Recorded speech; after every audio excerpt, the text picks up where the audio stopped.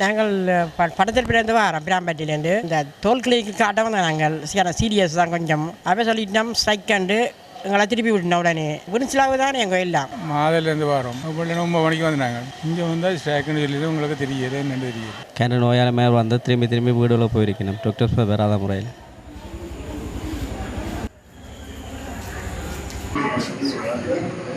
அண்ணாலேருந்து வரேன். பாக்கு சின்ன காய்ச்சல் மருந்தெடுக்கிறாங்களுக்கு நான் திரும்பி வீட்டை போகிறேன். இந்த ஸ்ட்ரைக்காமல் அதால் மருந்தெடுக்கலாது.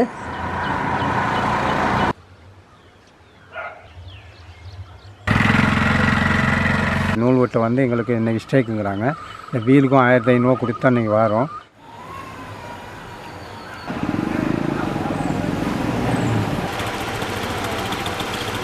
கஷ்டப்பட்டு தான் வரோம். எங்களுக்கு பம்பர கொள்ளையிலேருந்து நாங்கள் வரோம். கஷ்டப்பட்டு பஸ்ஸும் கிடைக்காது. இங்கே வந்து சோதிக்கவும் இல்லை.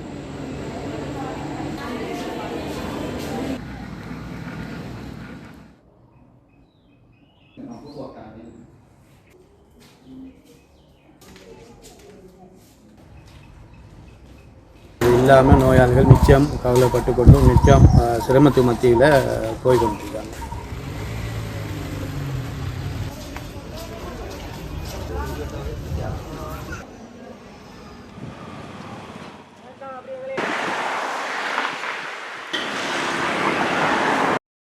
இந்த தொழிற்சங்க நடவடிக்கை அடிப்படையற்றது என சுகாதார அமைச்சர் டாக்டர் நலிந்த ஜெயதிச தெரிவித்தார்.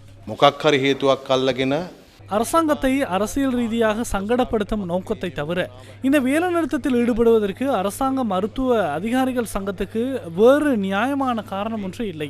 தமது உள்ளக பயிற்சியை நிறைவு செய்த வைத்தியர்களுக்கு நியமனங்களை வழங்க நாம் பணியாற்றி வருகின்றோம். அந்த நியமனங்களுக்கு விண்ணப்பிக்க அவர்களுக்கு கால அவகாசம் வழங்கப்பட்டுள்ளது. விண்ணப்ப செயல்முறை சனிக்கிழமை நண்பகல் 12 மணிக்கு நிறைவடைகிறது. அவர்களின் கடினமான பணியிடங்களின் பட்டியல் சுகாதார அமைச்சினால் தயாரிக்கப்பட்டு வெளியிடப்பட்டுள்ளது. இதற்கு எந்த அடிப்படையும் இல்லை. இது யாருக்கும் பயனளிக்காது. ஏனெனில் ஒரு வைத்தியர் தனது உள்ளக பயிற்சியை நிறைவு செய்ததன் பின்னர் சனிக்கிழமை நண்பகல் 12 மணிக்குள் அரசாங்க பணியில் சேர விண்ணப்பிக்கவில்லை என்றால் அவர்களால் அரசாங்க பணியில் நுழைய முடியாது. இப்போது அவர்கள் பணிபுரியும் வைத்தியசாலைகளிலேயே அவர்களின் சேவைகள் முடிவுக்கு வரும். அடுத்து அவர்களின் சம்பளமும் நிறுத்தப்படும்.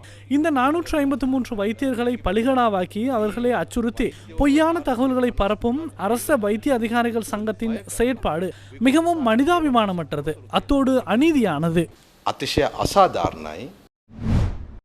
வைத்தியர்களின் பணி பகிஷ்கரிப்பு தொடர்பில் கடற்றொழில் அமைச்சர் ராமலிங்கம் சந்திரசேகர் கிளிநொச்சியில் இன்று நடைபெற்ற ஊடக சந்திப்பில் கருத்து தெரிவித்தார். இந்த சுகாதாரத்துறையில் இன்றைக்கு அப்பாவி மக்கள் தான் இதில் கூடுதலாக பாதிக்கப்படுகின்றார்கள்.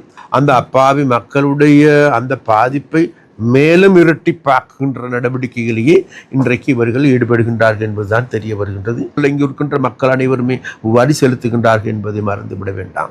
அப்போ அவ்வாறு வரி செலுத்தி அந்த மக்களுடைய பணத்தில் படித்து அவர்களுடைய சம்பளத்தில் வாழ்கின்ற வைத்தியர்களிடம் நாங்கள் கேட்கின்றோம்.